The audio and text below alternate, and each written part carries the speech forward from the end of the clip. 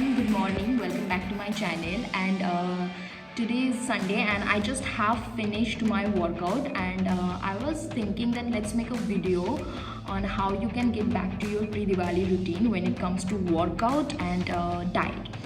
See, I would suggest that do not punish yourself with too much workouts, just start with moderate workouts and gradually increase the tempo of the workout, the quantity of the workout.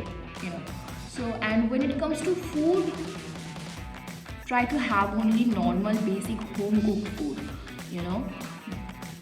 Do not try to consume too little amount of food.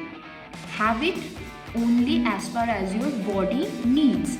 That's it. And when it comes to detox water, many people are obsessed with detox water and they just sip it for entire day. That makes no sense actually. If you really want to have detox water, have it, but that too also in quantity. And have a good sleep. Give your body time so that you can get back to your pre-Diwali routine. Do not harsh and do not be harsh on yourself, and do not hurry. And it's something very very normal that people always go through. Like we Indians, we have so many festivals, so during the festivals we consume so many sweets and delicious foods, lots of calories. So it's okay to enjoy, and you should enjoy. So